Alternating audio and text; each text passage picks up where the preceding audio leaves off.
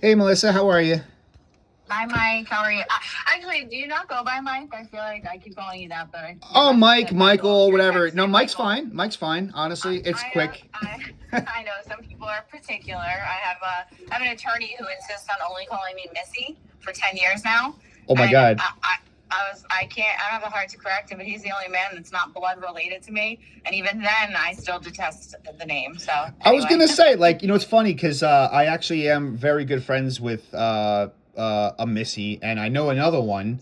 And you know what? For the longest time, it was like years went by, and had no idea, no freaking clue that it was short for Melissa. It was a nickname for Oh Melissa. yeah. I had no idea. Oh yeah. I thought it People was just always like, try, and I always correct them. But this one attorney, I just can't. He's such a sweetheart. yeah, Anyway, yeah. sorry I couldn't talk earlier. It's summertime, and I have to get the children corralled before sneaking out of the house to work. Oh So, no, I get it. And then I was pretty much hunkered down last night, and I was just like, I didn't really have anything, to even go off left. yesterday. So yeah, You yeah, didn't because have it anything was left in just the tank. kind of like a It was a thing. day. So It was a I day. understand. So listen, here's the short of it, okay? I spoke with my broker. I know that they talked, or text, or I don't know, they communicated, right? Uh huh. More importantly, I filled him in because as I explained and you commented, the team dynamic is confusing. I get it. But Scott operates in his own little silo. We operate as individual agents, but we do so under the same team name. So yeah, Scott is, Mm-hmm. he's not the name on the door yet, my friend, but he will be soon. He and Sue run the team together, but Sue really from like more of a not day to day kind of deal, which Right. is why I'm glad they were able to connect with Scott because Sue would call back in 3 weeks. So there's that.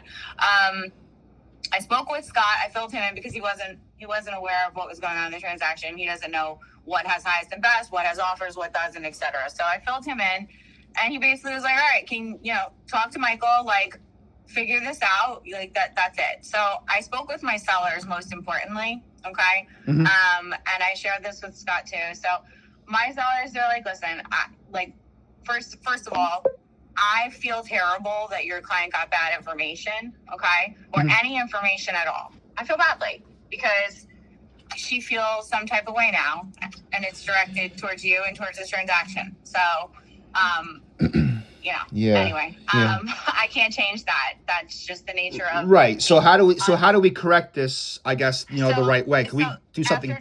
after talking with my sellers, like they're just like, listen, if she wants to move forward with the sale, like we get where we get it, but like she can. If she doesn't want to, she can terminate. We're not, according to your attorney, we're not even in attorney review. So they don't want her to feel slighted in any way. If there's something she wants to do, change her offer or something like that, you were desirable because of your long closing. Right. That's it. And so, like, that's it. And at the end of the day, they're not comfortable with any information being out there. They're not comfortable with any of that. This is their transactions, their house, right? So none of this else really matters. They're happy to proceed with her if she wants to. Right. That's it. Right. Well, that's see, what it comes down to. She can cancel if she wants to. Yeah. We're not even like I don't even know if there's cancellation needed because the contract wasn't fully executed, which that's my bad for overseeing that oversight there. I know you intended to get it over, but like I'm sure it would have been forthcoming, but I shouldn't have even circulated a partially executed contract. So that's on me. So we're not even in attorney. We're not even in attorney. Yeah, according to our attorney. So, yeah, I know. So, yes. so I think, yeah, I mean, is there something like I can even just say in writing, hey, like we do have offers. You got the wrong information. Is that something that I can circulate and share from your team to ensure that my client, because my client doesn't know which way is up or down. You know what I'm saying? So quick question on that, because last we spoke, you hadn't talked with her. Have you connected with her? Has she spoken with you? Like, no, I told her. I talked to you. Well, I mean, she wants information. She's like, was there offers or not, Michael? Yes. So I understand.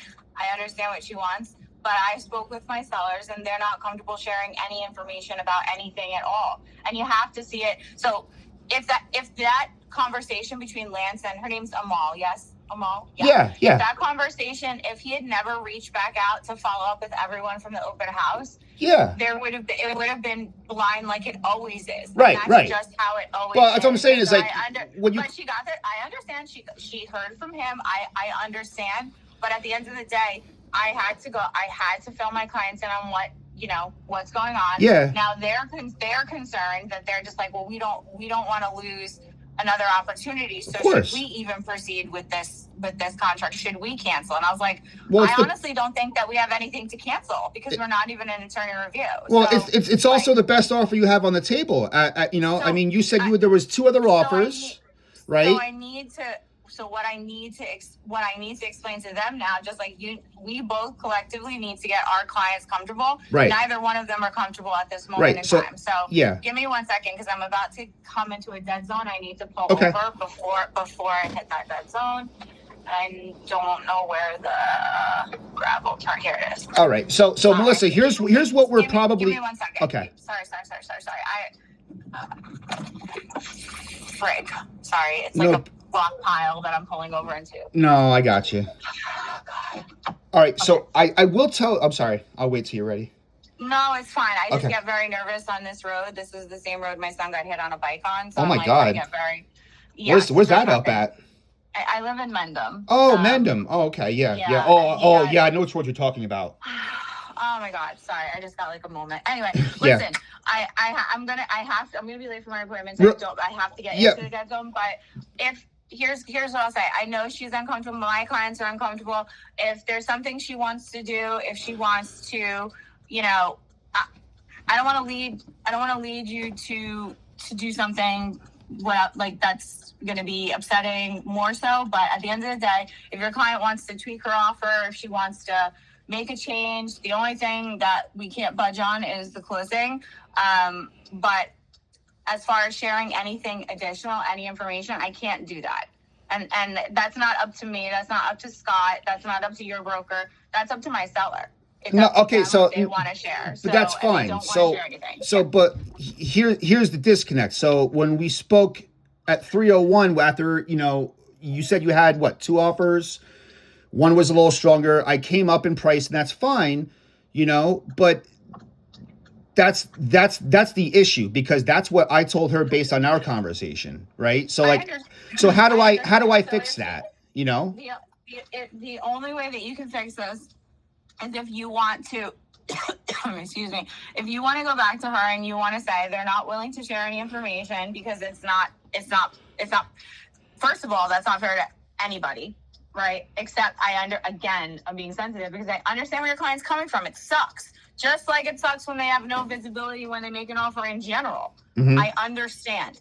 So if she wants to make a change on her offer, she can feel free. If she's not comfortable with the dynamics and not getting information, she can cancel. We're not even in attorney review. It's up to her if that's what she was comfortable doing. Mm-hmm. I would like for this deal to stay together, but I'm not pressed or desperate to make it happen. Do you know what I mean? So if she really wants the house, if she feels like she wants to make an adjustment, read between the line, you have a small window of an adjustment. If that will make her feel better to proceed, if that's what she wants. Mm-hmm. At the end of the day, the closing is the most important to my client.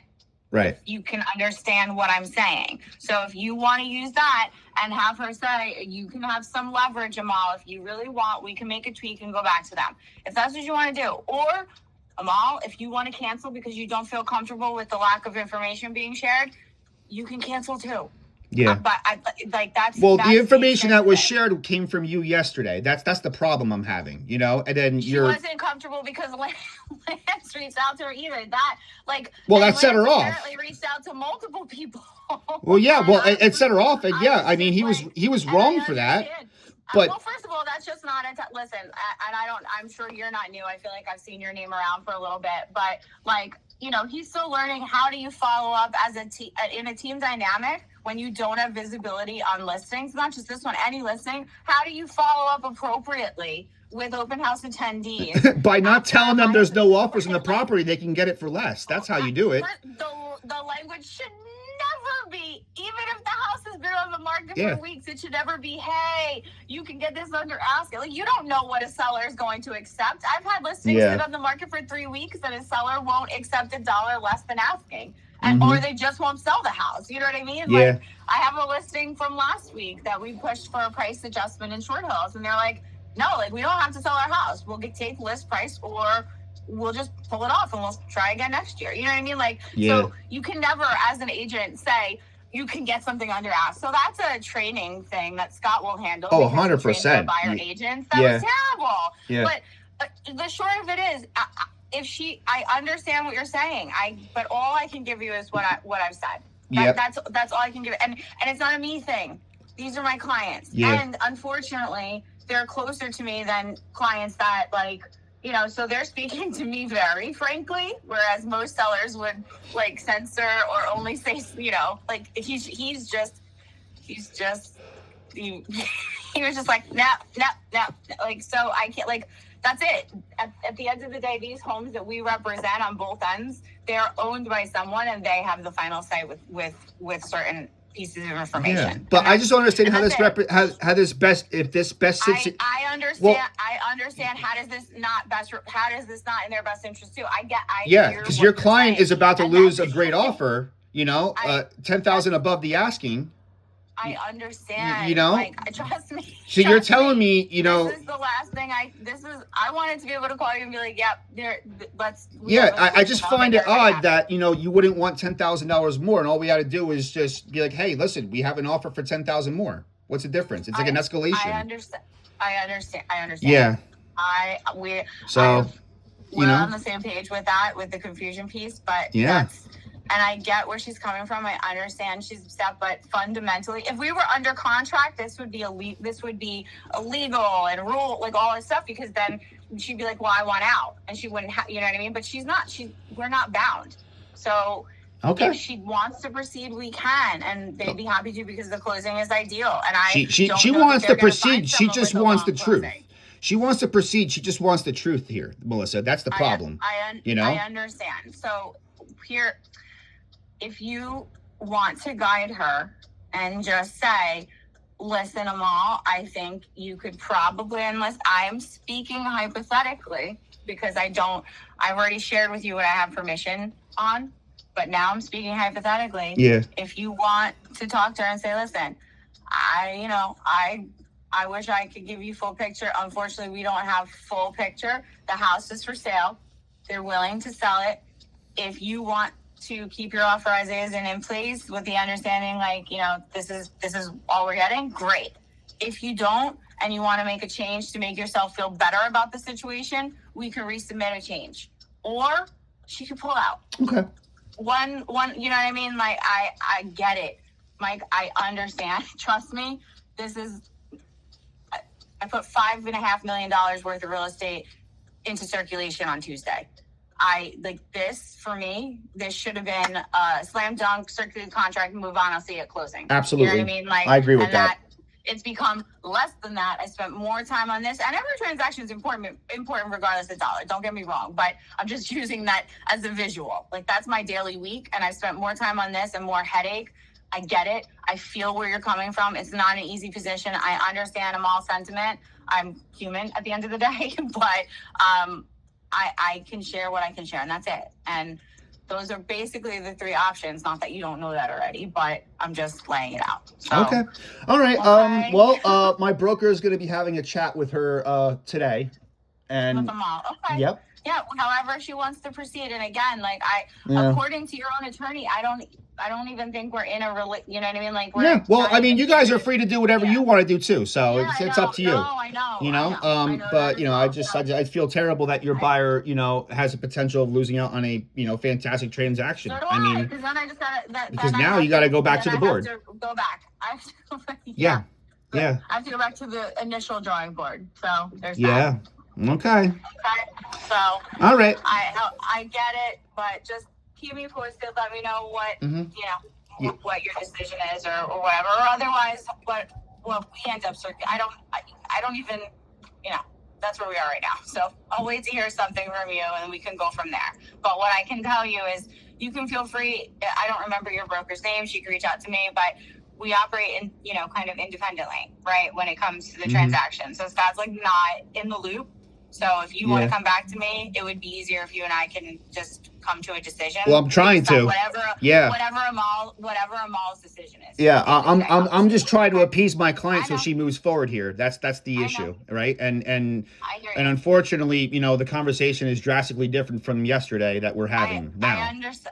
I understand. So drastically all different. you can say, Yeah. Go back over again. All I can say is chat with Amal.